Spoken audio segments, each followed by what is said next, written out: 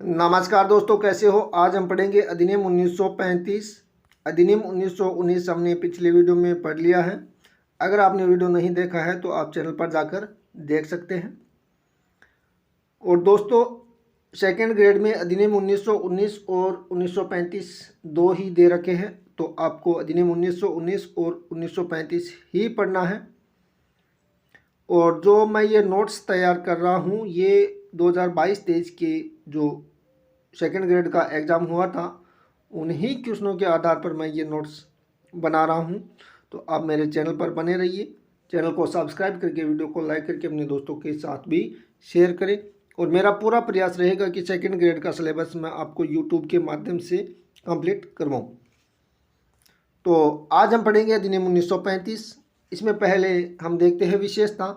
तो संघीय व्यवस्था, संघीय न्यायालय यानी फेडरल कोर्ट की स्थापना इस अधिनियम के द्वारा की गई।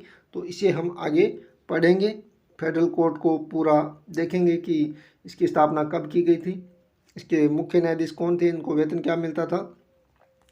तो अब हम बात करते हैं शक्तियों का विभाजन। अधिनियम 1935 में शक्तियों यानी विषयों का विभाजन किया गया।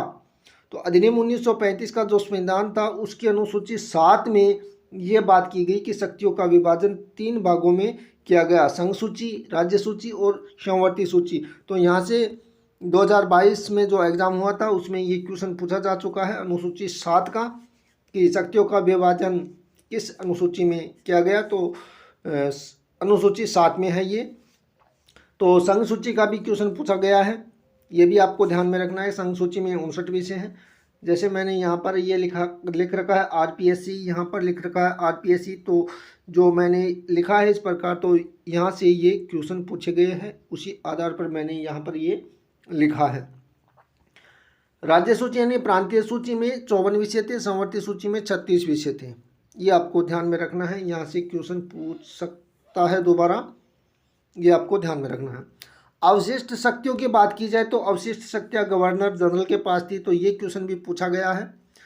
अब हम बात करते हैं कि अवशिष्ट शक्तियाँ धारा 104 में थी और गवर्नर जनरल को प्राप्त थी, ये आपको ध्यान में रखना है। प्रमुख विशेषता की बात की जाए अधिनियम 1935 के, तो प्रांतीय स्वायत्तता इसकी प्रमुख विशेषता थी।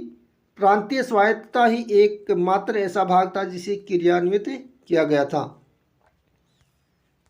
प्रांतों में द्वैध शासन व्यवस्था को समाप्त कर केंद्र में द्वैध शासन व्यवस्था लागू करने का प्रयास अधिनियम 1935 में किया गया। यहाँ से क्वेश्चन पूछा गया है। सांप्रदायिक निर्वाचन प्रणाली का अधिनियम 1935 में विस्तार किया गया, जिसमें मुस्लिम, यूरोपीय, एंग्लो इंडियन, भारतीय ईसाई, दलितों और सिखों को और साथ में अनुसूचित जातियों को आरक्षण की व्यवस्था की गई थी। तो इन्हें पृथक पृथक स्थान प्रदान किया गया था। तो सांप्रदायिक निर्वाचन प्रणाली का विस्तार करके मुस्लिम, यूरोपीय, एंग्लो इंडियन, भारतीय ईसाई, दलितों और सिखों को और साथ में अनुसूचित जातियों के लिए आरक्षण की व्यवस्था की गई। इन्हें पृथक पृथक निर्वाचन प्रणाली में स्थान दिया गया। और अब हम बात करते हैं स्त्रियों को मताधिकार के साथ साथ उम्मीदवारी भी प्रदान की गई थी। तो दोस्तों, अधिनियम 1919 में स्त्रियों को मताधिकार दिया गया था, लेकिन उम्मीदवारी नहीं प्रदान की गई थी, वो चुनाव नहीं लड़ सकती थी। लेकिन अधिनियम 1935 में महिलाओं को चुनाव लड़ने का अधिकार प्रदान किया गया। ये भी आपको ध्यान में रखना है, यहाँ से क्वेश्चन बनने की पूरी संभावना है। बर्मा को ब्रिटिश भारत से पृथक किया गया। 2 नए प्रांतों का निर्माण किया गया, सिंध और उड़ीसा। सिंध को बम्बई से अलग किया गया था। अदन को भारत से अलग कर इंग्लैंड के उपनिवेश कार्यालय के अधीन कर दिया गया। तो ये अदन है, अदन को भारत से अलग करके इंग्लैंड के उपनिवेश कार्यालय के अधीन किया गया। आरबीआई के प्रथम भारतीय गवर्नर सीडी देशमुख, इसे हम आगे देखेंगे। भारत परिषद का अंत कर दिया गया। तो अधिनियम 1935 में भारत परिषद का अंत कर दिया गया। दोस्तों, आप कमेंट बॉक्स में लिखकर बता सकते हैं कि भारत परिषद में भारत के कितने सदस्य थे। अधिनियम 1919 में हमने ये बात पढ़ी थी कि भारत परिषद में अधिनियम 1919 के तहत सदस्यों की संख्या कितनी की गई थी, वो आप कमेंट बॉक्स में लिखकर मुझे बता सकते हैं। बिहार को मध्य प्रांत का अंग बना दिया गया। अब हम बात करते हैं आरबीआई, भारतीय रिजर्व बैंक। तो भारतीय रिजर्व बैंक की स्थापना 1 अप्रैल 1935 को की गई थी। इसके प्रथम गवर्नर थे सर ओसबोर्न स्मिथ। और प्रथम भारतीय गवर्नर की बात की जाए तो सीडी देशमुख, मैंने यहाँ पर भी ये लिखा है। तो आपको ये ध्यान में रखना है दोनों के प्रथम गवर्नर कौन थे और प्रथम भारतीय गवर्नर कौन थे। आगे हम बात करते हैं अधिनियम 1935 में संशोधन का अधिकार सिर्फ ब्रिटिश पार्लियामेंट के पास था।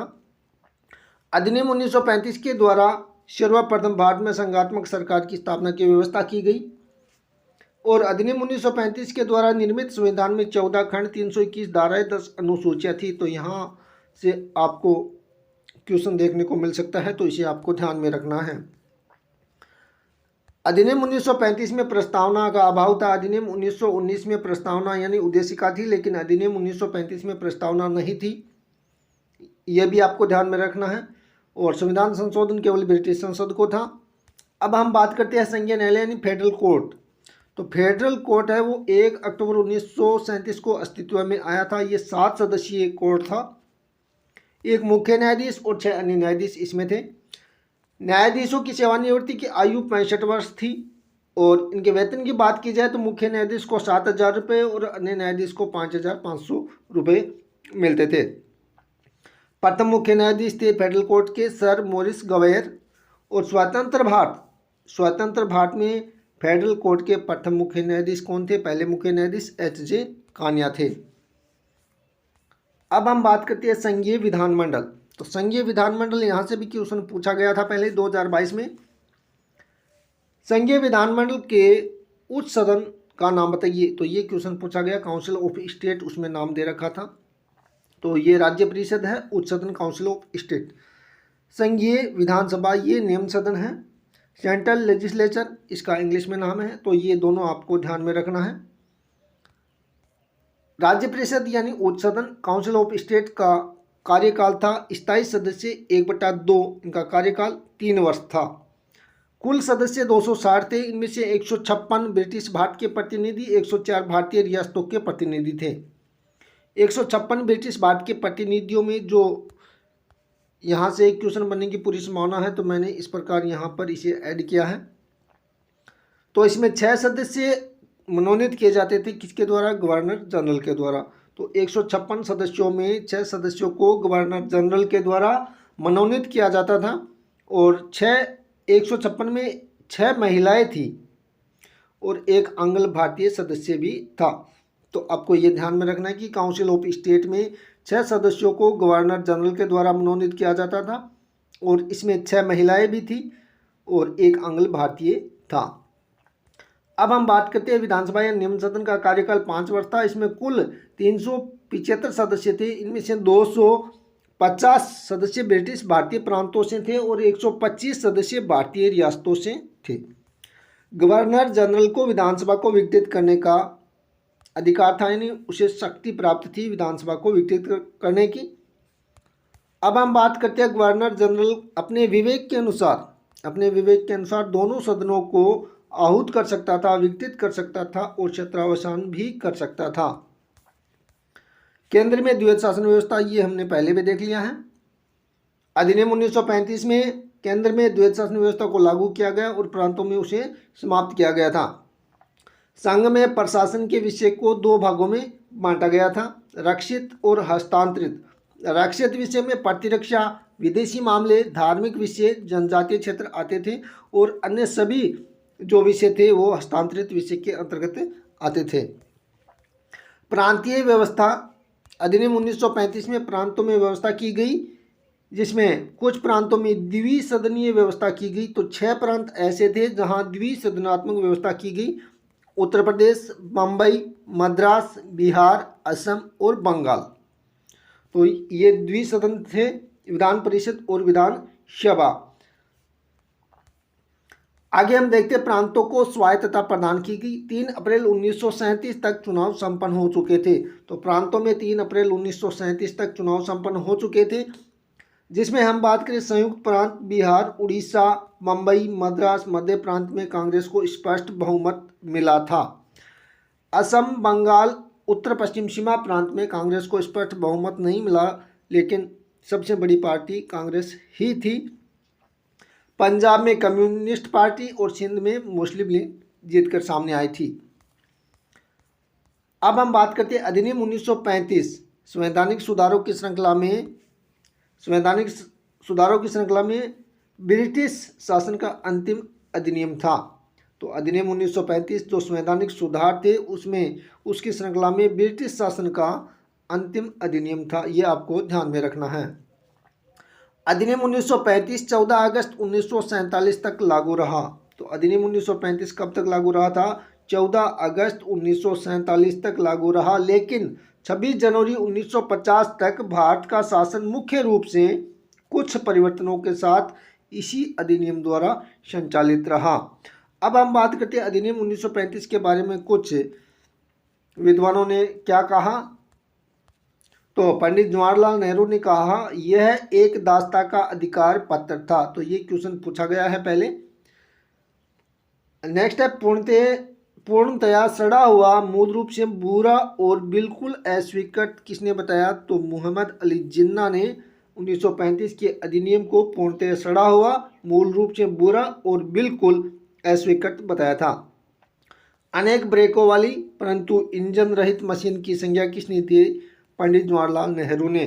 तो ये क्वेश्चन आगे पूछने की संभावना है। अब हम बात करते हैं अधिनियम 1935 में संवैधानिक निरंकुशता के सिद्धांत का अनुमोदन किया गया। तो अधिनियम 1935 ने संवैधानिक निरंकुशता के सिद्धांत का अनुमोदन किया। तो दोस्तों ये 2022 में पूछे गए क्वेश्चन हैं, उस पर भी हम चर्चा कर लेते हैं। अधिनियम 1935 के तहत महासंघ के अवशिष्ट शक्तियां दी गई थी तो गवर्नर जनरल को। किस अधिनियम के तहत भारत में संघ और प्रांतीय स्वायत्तता शुरुआत की गई? तो 1935 में। भारत शासन अधिनियम 1935 की किस अनुसूची में 3 सूचियां थी जिनमें केंद्र तथा प्रांतों के मध्य शक्तियों का विभाजन का प्रावधान था? अनुसूची 7 में। अधिनियम 1935 के द्वारा निम्न में से किस व्यवस्था को समाप्त किया गया? प्रांतों में द्वैत शासन व्यवस्था को समाप्त किया गया। नेक्स्ट है अधिनियम 1935 के अनुसार प्रस्तावित संघीय विधायिका के उच्च सदन का नाम था तो काउंसिल ऑफ स्टेट। नेक्स्ट है ब्रिटिश भारत अधिनियम द्वारा केंद्र में द्वैत शासन स्थापित किया गया। तो अधिनियम 1935 में केंद्र में द्वैत शासन व्यवस्था की स्थापना की गई थी। भारत शासन अधिनियम 1935 के प्रावधानों के अंतर्गत भारत की संघीय विधानसभा में अजमेर मेरवाड़ा को आवंटित सीटों की संख्या थी 1। नेक्स्ट है भारत शासन अधिनियम 1935 के अंतर्गत प्रांत का नाम, यहाँ पर यह प्रांत का नाम दे रखा है और यहाँ राज्य परिषद में आवंटित सीटों की संख्या दे रखी है। तो मद्रास को 20 सीटें थी और बम्बई को 16 सीटें आवंटित की गई थी।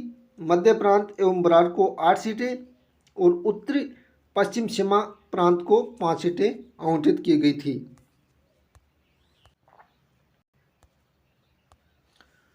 नेक्स्ट है भारतीय संविधान भारतीय शासन अधिनियम 1935 की निम्नलिखित में से कौन सी धारा के अंतर्गत गवर्नर जनरल आपातकाल की उद्घोषणा कर सकता था? तो धारा 102 के तहत गवर्नर जनरल आपात की उद्घोषणा कर सकता था। और नेक्स्ट है अधिनियम 1935 द्वारा स्थापित अथवा पुनर्गठित किया गया अथवा पुनर्गठित किया गया तो संघीय लोक सेवा आयोग और संघीय न्यायालय। तो दोस्तों आप बता सकते हो कि हमने अधिनियम 1919 में पढ़ा था संघीय यानी केंद्रीय लोक सेवा आयोग की स्थापना की गई। तो आप बता सकते हो कमेंट बॉक्स में लिखकर केंद्रीय लोक सेवा आयोग की स्थापना कब की गई थी, और ये भी बता सकते हो संघीय न्यायालय की स्थापना कब की गई थी। धन्यवाद दोस्तों। अगर वीडियो अच्छा लगा हो तो चैनल को सब्सक्राइब करना और अपने दोस्तों के साथ भी शेयर करना।